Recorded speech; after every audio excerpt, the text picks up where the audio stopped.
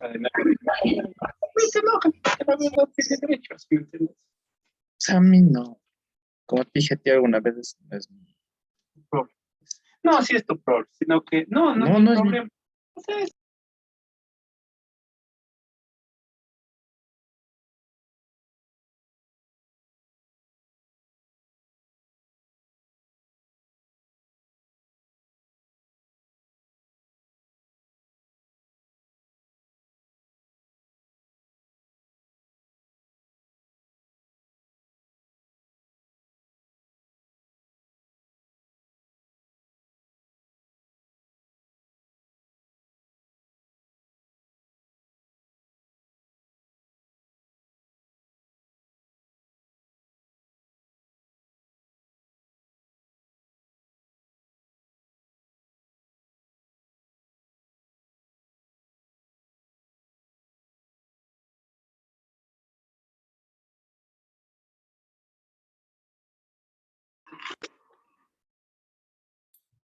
Buenas tardes con todos. Por favor, esperemos unos minutitos a que se conecten el resto de compañeros y empezamos. Gracias.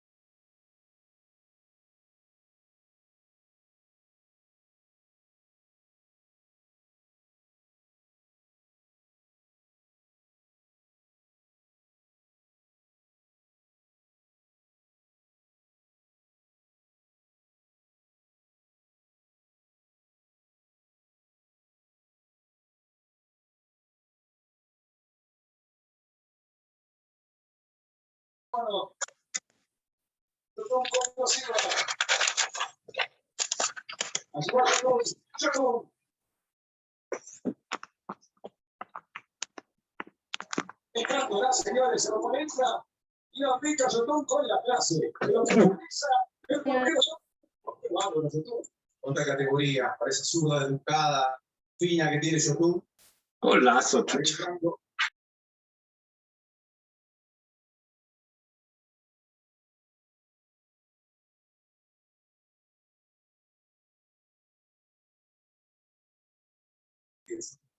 Bueno, va Martínez. Tercer penal de la serie.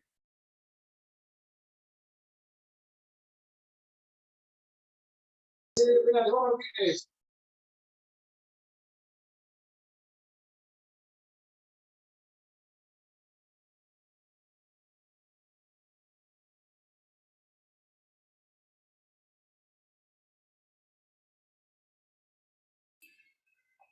Bien, buenas tardes con todos. Empecemos esta novena reunión del taller de cine. En esta semana habíamos quedado en revisar dos trabajos. El uno, Memorias del Subdesarrollo, de Tomás Gutiérrez Alea, una producción cubana hecha en el año de 1968, y la otra, Dos para el Camino, una producción ecuatoriana realizada por Jaime Cuesta y Alfonso Naranjo en 1980. Vamos analizando primero la primera producción de Memorias del Subdesarrollo de Tomás Gutiérrez Alea. Esta es una producción que está basada en un texto, en una pequeña novela, ¿no? Y ha sido una de las películas más premiadas del cine cubano y también reconocido internacionalmente como una obra singular por toda su estructura. De pronto ustedes se preguntarán qué tiene que ver una obra con la otra y ya vamos a ver en el análisis en qué se asemejan estas dos obras. Pero bien, como todas las sesiones, empecemos viendo sus apreciaciones, ¿no? De cada una de estas obras, ¿no? Empezando por esta producción cubana, que como les repito es una producción un poco singular, ya que es hecha en base a un texto, que el texto es de por sí narrado en primera persona, ¿no? Y la situación de este personaje que se ve envuelto en esta situación y que es un poco crítico con respecto al proceso cubano y también con respecto a su propia situación. Bien, empecemos entonces analizando, como siempre lo hemos hecho, desde la perspectiva sensorial, o sea, qué reacción provocó en ustedes memorias del subdesarrollo, de pronto algunas personas ya lo hayan visto antes, ¿no? Pero qué reacción les trajo esta producción, esta película. Igual las personas que quieran intervenir, que levanten la mano para tener un orden de intervenciones. ¿Quién quiere empezar contándonos qué sensaciones, qué emociones les dejó de pronto rechazo esta producción? Bien, vamos con Byron, por favor. Buenas tardes con todos, compañeros, profe Carlos. Bueno, era la primera vez que veía la película. Eh, lo que yo creía, bueno, era tratar de ver algo similar como lo que vimos con Soy Cuba, pero obviamente sí es distinto, ¿no? Por el tema de que en Soy Cuba nos retrataba una época antes de la revolución y la película de Memorias del Subdesarrollo es una película que ya está, o sea, cuando la revolución ya está gobernando la isla. Entonces ahí está el personaje que es crítico con su modo de vivir, con el modo de vivir de la sociedad de su país, de Cuba.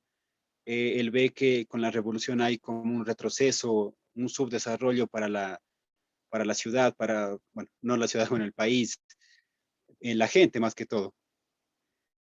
Y él se basa también en la crítica que hace hacia las mujeres, a las mujeres cubanas, que incluso las compara con frutas podridas.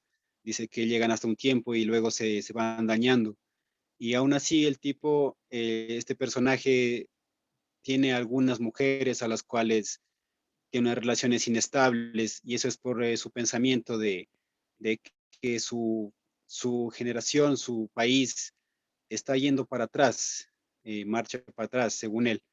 Y aún así él sobrevive a través de los arriendos que hace, de los cuartos que alquila. Y ahí se puede ver también un poco reflejado, ¿no? La sociedad eh, con la revolución. Y tal vez un punto de vista crítico, ¿no? En esa época de las personas que no les agradó la revolución y otros que sí les agradó, que los benefició tal vez. Eh, Podemos decir también que eh, es una película que también sí es declarada como obra maestra porque es una parte de una evolución también del cine latinoamericano, ¿no? O sea, tratando de agarrar un poco del surrealismo que vimos con el perro andaluz y todas estas cosas, ¿no? Porque también sí se basa en recuerdos que tiene este personaje de las mujeres que lo marcaron en su vida y por eso él tal vez saca estos criterios de subdesarrollo para su sociedad y su modus vivendi. Bueno, eso es lo que puedo decir al respecto, profe. Muchas gracias. Gracias, Byron. Sí, a ver, hay que entender una cuestión. Primero, el año en el que es realizada esta película, ¿no? Que es 1968, en donde se está consolidando el proceso cubano y en donde muchos de los avances como sociedad a nivel mundial y latinoamericano no se tenía hasta esos momentos. Pues de pronto la película sí puede parecer muy machista, o sea, desde el punto de vista del protagonista, pero también tiene una posición crítica con respecto a todo lo que pasa. Entonces, siempre es importante ver en su contexto las producciones. Por ejemplo, la muchacha esta que se mete es menor de edad, o sea, tranquilamente con las actuales leyes el tipo iba preso, ¿no? Porque es una violación a una menor de edad. Pero en esos momentos no se consideraba eso en las leyes, inclusive en el Estado cubano que se estaba consolidando, no se lo veía eso como un delito todavía. Entonces, por eso digo, siempre hay que ver en el contexto cada una de las producciones. No sé si alguien más tenga algún punto de vista, quiera intervenir. Sí, vamos con Victoria, por favor. Buenas tardes con todos. Yo quiero decir respecto a la película, me gustó bastante el personaje principal porque transmitió una sensación frustración, de frustración y había una, no sé si comparación entre los países desarrollados, una visión de que era mejor viajar siempre al extranjero, que en el extranjero todo es mejor que lo que él vivía en Cuba en ese momento. Y eso pasaba. El personaje tenía muchos como monólogos donde decía que se alegraba porque se haya ido su amigo a Estados Unidos, que porque se fue su ex mujer también a Estados Unidos, y me producía esa sensación de siempre la comparación entre los países de primer mundo y los países subdesarrollados, que en este caso era representado por Cuba. Y también una cuestión de siempre el debate entre lo superficial y lo intelectual y profundo, y eso es lo que le pasaba con las mujeres, porque él sentía que él era un ser muy profundo, muy intelectual, muy quizá, no sé, eurocentrista, ¿no? Un hombre muy eurocentrista en el sentido de todo era razón y pensamiento. Y había una parte en que hacía comparación de las mujeres de Cuba y las mujeres extranjeras. Y decía que la mujer cubana siempre mira a los ojos y que eso no pasaba con las mujeres de afuera. Pero quizás también había un debate ahí entre lo racional y lo instintivo, quizás lo pasional. Eso, gracias. Muchas gracias, Victoria. Sí, efectivamente, el tipo tiene es una visión eurocentrista, ¿no? Con respecto a lo que pasa y una posición que muchas veces yo creo que hasta ahora perdura en muchos intelectuales de sentirse un poco superior al resto de personas, ¿no?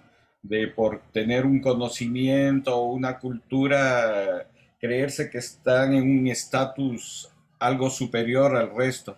Entonces, sí, él tenía esa posición, no solo con respecto a las mujeres, sino con respecto a todo lo que estaba pasando en la sociedad. Eh, pero más allá de, digamos, de eso que le pasa al personaje, esta es una película crítica también con respecto al proceso cubano. Y es interesante porque su realizador, su director, Tomás Gutiérrez Alea, que ya lamentablemente es fallecido, pero él toda su producción hizo cuestionamientos a todo el proceso cubano, pero no cuestionamientos, digamos, desde afuera, contrarrevolucionarios, no, sino cuestionamientos desde adentro. O sea, él vivió toda su vida en Cuba, él tuvo muchas oportunidades de quedarse en el extranjero porque él realizó después varias coproducciones, pero no, él siempre se quedó en Cuba. Él hizo una película anterior, es La muerte de un burócrata, que es una comedia en donde critica justamente ese proceso de burocratización que se comenzó a dar con la Revolución Cubana. Y también en esta, en Memorias del Subdesarrollo, hace ciertos cuestionamientos, ¿no? Pero, como digo, no cuestionamientos desde afuera, sino cuestionamientos desde adentro, desde ese mismo proceso, ¿no? Otra película muy famosa de Tomás Gutiérrez Alea es Fresa y Chocolate, que creo que la mayoría de personas lo recordará por esa, ¿no? En donde él justamente, igual basado en un texto, ¿no? No recuerdo bien, es el hombre, el lobo y el hombre actual, ¿no?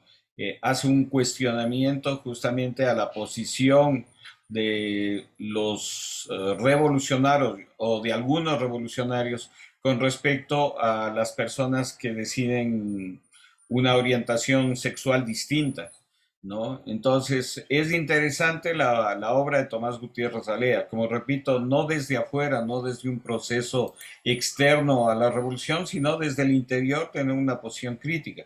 Y yo creo que ese es el papel un poco de los artistas y de los intelectuales en cualquier sociedad que uno viva, tener una posición crítica con respecto a todos los procesos, tanto sociales, políticos, económicos y culturales, ¿no?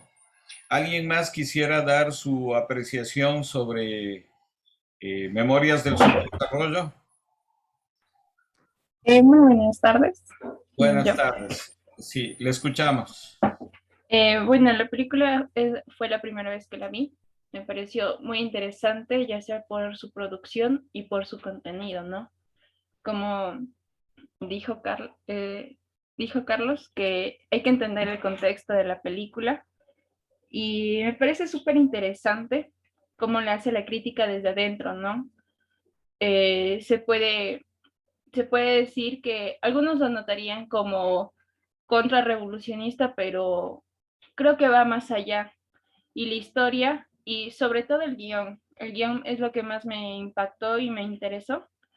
Y, y su mensaje, ¿no? Ese mensaje de no todo, aunque sí un poco egocentrista, pero la crítica que viene desde dentro de un gobierno en el cual se estaba en el contexto de la Guerra Fría, sufrió consecuencias y a la vez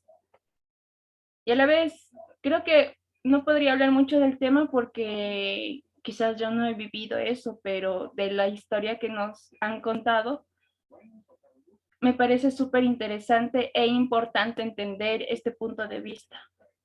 Gracias. Gracias. Sí, efectivamente, la película es ambientada en 1961.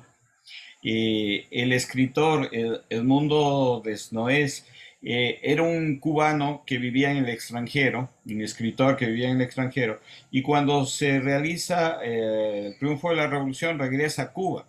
Y él escribe justamente en ese año esta novela corta, ¿no? De Memorias del Subdesarrollo, que es la base para la película. Es interesante el proceso de trabajo porque el director trabaja el guión con el escritor, ¿no? Entonces hace una adaptación con el propio escritor. Pero sí, efectivamente está ambientada en 1961, aunque la película es realizado, se estrenó en 1968, pero el contexto en donde está son justamente la crisis de los misiles, los primeros años de la revolución. Bien, ¿alguien más que quisiera dar su opinión? Bueno, si no hay ninguna otra pregunta, yo les tengo preparado un par de videos cortos sobre lo que pensaba el director de esta producción y quién era Tomás Gutiérrez Alea. Entonces les voy a proyectar estos videos y seguimos comentando, por favor.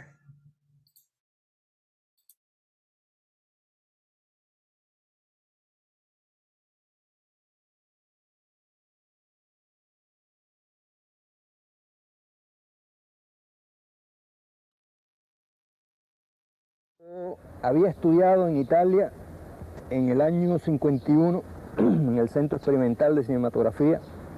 Allí coincidí con Julio García Espinosa, que ahora preside el Instituto de Cine. Coincidí con Fernando Birri, que es uno de los pioneros también del nuevo cine latinoamericano. 1 o 2 años después también pasó por aquella escuela García Márquez, que preside ahora la funda del nuevo cine latinoamericano. Es decir, allí se han formado algunos cineastas latinoamericanos y entre ellos yo. Memorias del Subdesarrollo fue estrenada en 1968. Es la 5ª película que yo realizo. Viene después de La muerte de un burócrata. Pero ustedes verán que es totalmente distinta. La muerte de un burócrata era una sátira, una comedia de humor negro. Esta, en cambio, es una película que, a pesar de que tiene una dosis de humor, es un humor mucho más delicado y es una película que invita a la reflexión sobre la realidad de aquellos momentos, es decir, la realidad, digamos, de unos años después del triunfo de la revolución. Fue, claro, una película un poco más pretenciosa, más ambiciosa, digamos, en la que, como yo había hecho La muerte de un burócrata, que había tenido una gran éxito, yo fui contra ese crédito de popularidad y decidí hacer una película en la que no importaba en absoluto si tenía éxito de público o no. Realmente, para mi sorpresa, a pesar de que se trata de una película aparentemente difícil, compleja en su estructura, fue una película que tuvo una gran acogida tanto en Cuba como en el extranjero. Yo diría que es una de las películas cubanas que más se ha visto y que más popularidad ha tenido fuera de Cuba. El guión estaba en una noveleta de Edmundo Desnoes, una noveleta, una novela corta que Edmundo escribió en aquella época de un tirón, como una necesidad muy visceral. Yo la leí de un tirón y una vez que cerré la última página, lo llamé por teléfono y le dije que la quería hacer, lo cual era casi una locura, porque es una narración siempre en primera persona, casi todo es un monólogo interior, y que no suena nada la posibilidad de su traslado al cine. Sin embargo, eso como reto fue lo más interesante, ¿no? Nos pusimos a trabajar el guión. Yo creo que es interesante realmente la forma como decidimos acometer este trabajo. Fue muy fácil, sí, los dos estábamos en la misma onda y por lo tanto el trabajo avanzó muy fácil, pero siempre hicimos un guión abierto, un guión que dejaba la posibilidad de incorporar todos los elementos que fueran apareciendo a partir de todo el periodo de prefilmación, filmación e incluso de sonorización de la película, porque el guión de la película podemos decir que se terminó con la sonorización. Para mí eso fue el trabajo más apasionante, porque muchas de las cosas más significativas en el film, como ustedes verán, por ejemplo, la presencia de un telescopio para caracterizar la actitud de este personaje como un espectador distante de la... fue una cosa que se nos ocurrió a última hora. Y como esa, muchos otros momentos de la película que son significativos y que se ocurrieron durante el proceso de filmación, a veces incluso por accidente. Por ejemplo, un día no podíamos filmar porque era 1 de mayo, que era la fiesta de los trabajadores, y nosotros teníamos contemplado en el plan de producción que sí, que se iba a filmar. Y dijimos, bueno, ¿y si aprovechamos el 1 de mayo? Que el 1 de mayo es una concentración masiva y podemos poner a este protagonista frente al pueblo que se dirige a la concentración. El protagonista de la película es un burgués que se queda en Cuba después que toda su familia se va, inmediatamente después del triunfo de la revolución, y él se queda como un espectador de la realidad. Nosotros vemos esa realidad a través de sus ojos, es decir, esto nos da la posibilidad de tener frente a la realidad una actitud crítica. Por supuesto, la actitud crítica del espectador no es solo sobre la realidad, sino también sobre el protagonista. Y de ahí pensábamos nosotros que venía la complejidad y la posible dificultad para el espectador frente a esta película. Sin embargo, parece que eso resultó lo más atractivo, porque los espectadores, en Cuba por lo menos, mucha gente volvía a ver la película que yo recuerde que conozco más personas que la han visto más veces, lo cual es una señal indiscutible de que la película, cuando termina, empieza a trabajar dentro de la cabeza del espectador y le plantea tales inquietudes que regresa al cine a ver si encuentra alguna respuesta. Para mí eso es lo más interesante, porque nos ayuda a reflexionar sobre nuestra realidad.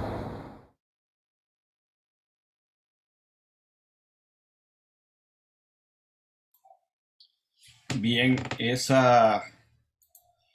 les quería justamente enseñar esa entrevista Me dice que estaba leyendo recién los... ¿Sí se escuchó bien o hubo algún problema? ¿Sí lograron ver bien el video? Video no salió, profe, solo el audio. Solo el audio, profe. A ver, déjenme ver qué pasó y lo paso de nuevo, disculpen.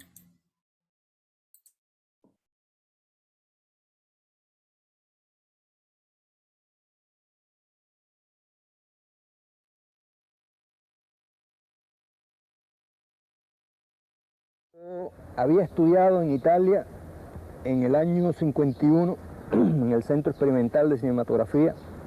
Allí coincidí con Julio García Espinosa, que ahora preside el Instituto de Cine.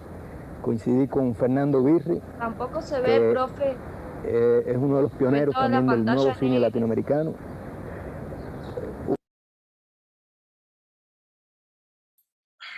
Deme un segundito, resuelvo ese problema.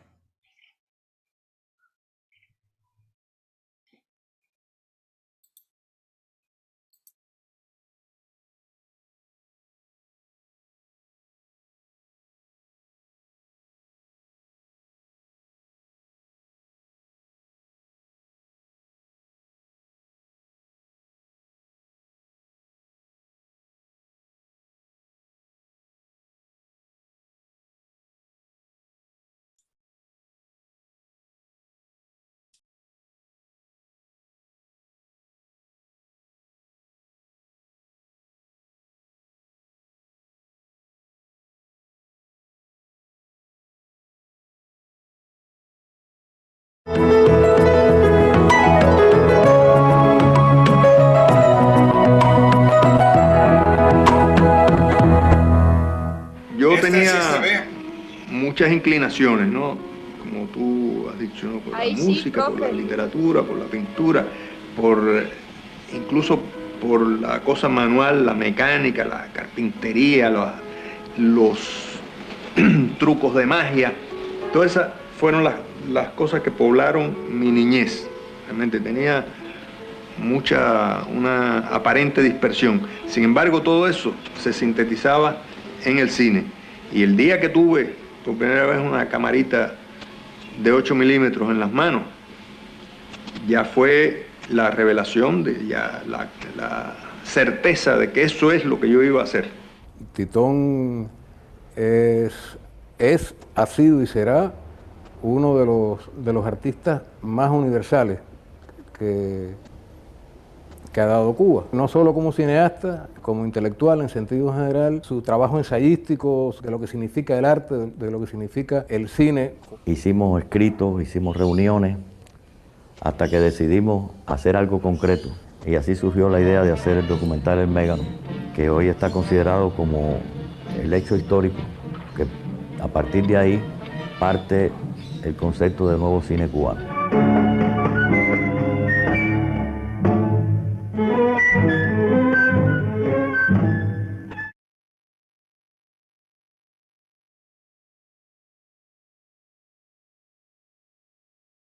Bien, y les voy a proyectar de una vez el otro que salió solo el audio.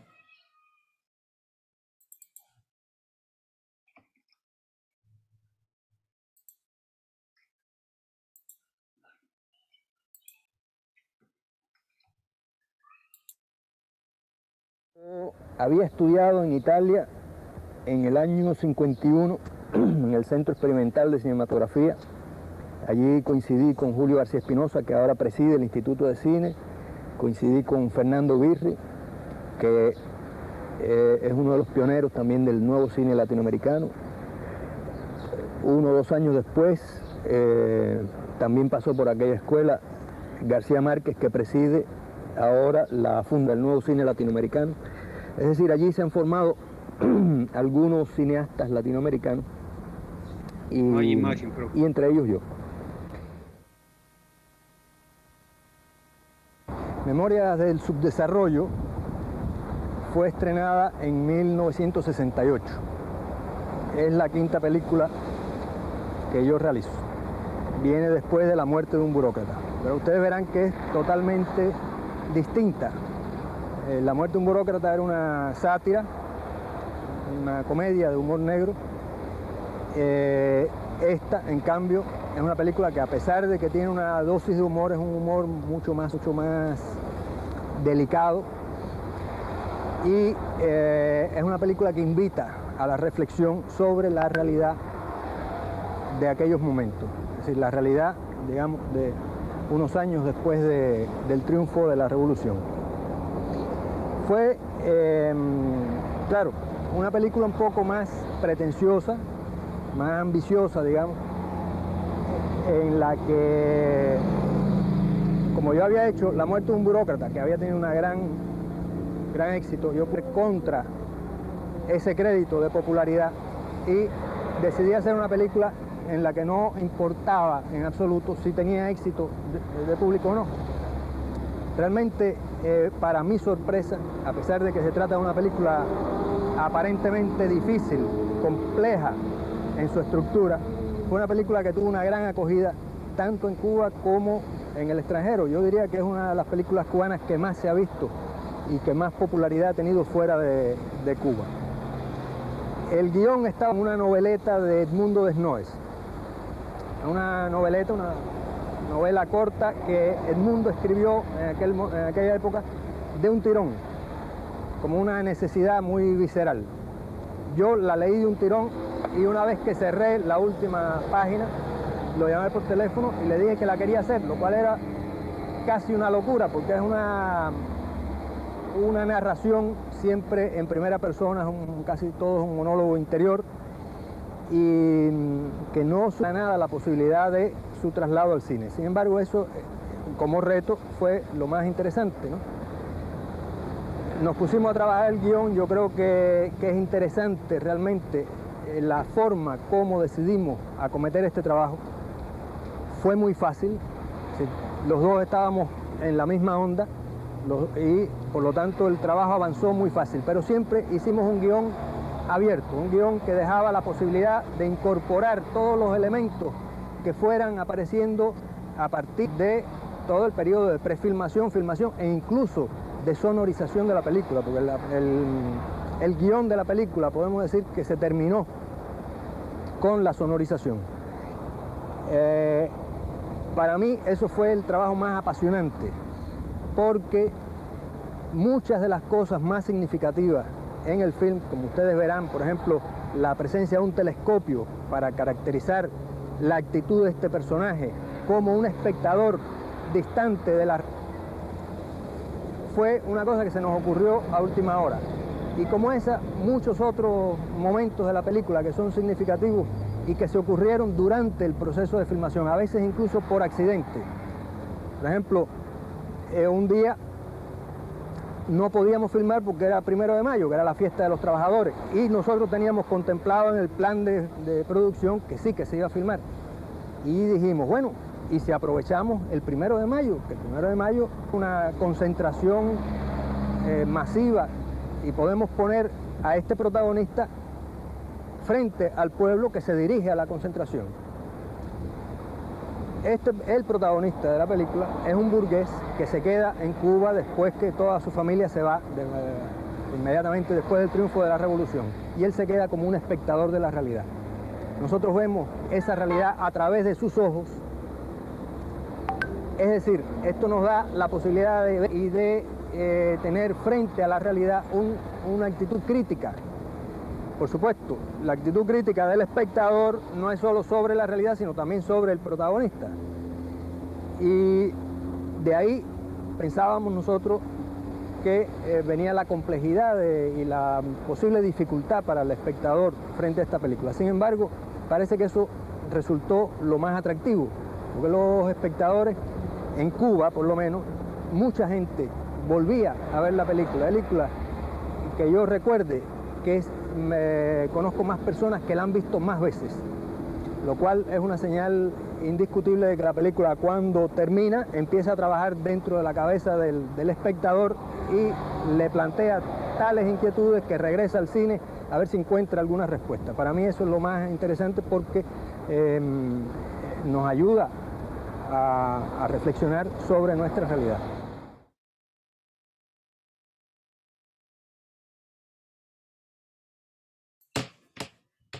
Bien, espero que ahora sí la hayan podido ver.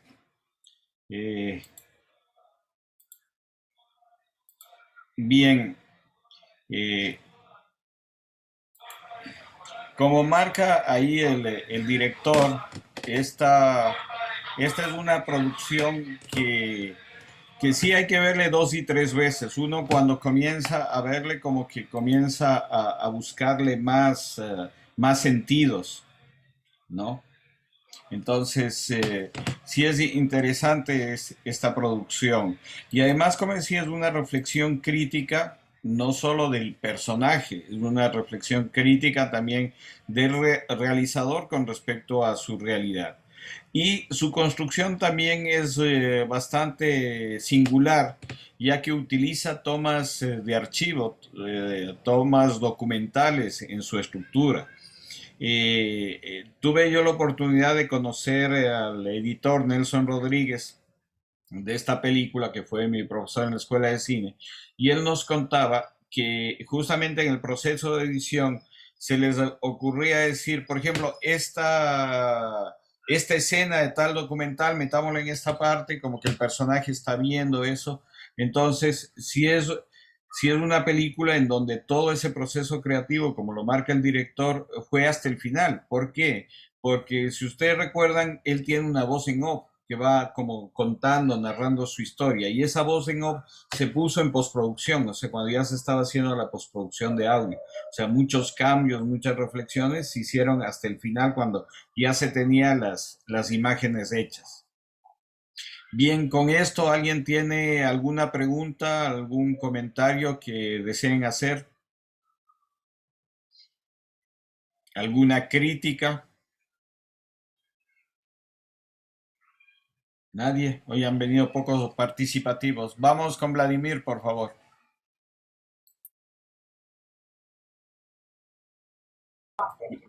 Buenas tardes, Carlos. Buenas tardes con todos. Sí, realmente, primeramente me parece súper interesante porque rompe con ciertos conceptos o mitos, si se puede decir, de lo que se le asocia con esta línea, ¿no? Política y de gobierno, ideológica, ¿no? Donde uno prácticamente lo concibe como un tabú o una causa incluso de fusilamiento el ser crítico con el gobierno, ¿no? Entonces estamos viendo que son pocos años de que triunfa la revolución y, y pues está la obra ahí, que eminentemente es crítica, ¿no? Dentro del valor que ya se ha hablado y todo eso, a mí me parece increíble también el tema de la banda sonora. El trabajo musical es de primer nivel y realmente no tiene que envidiarle a ninguna película que se haya hecho durante esos tiempos. No sé, me parece como un trabajo hecho por Morricone, si se quiere, ¿no?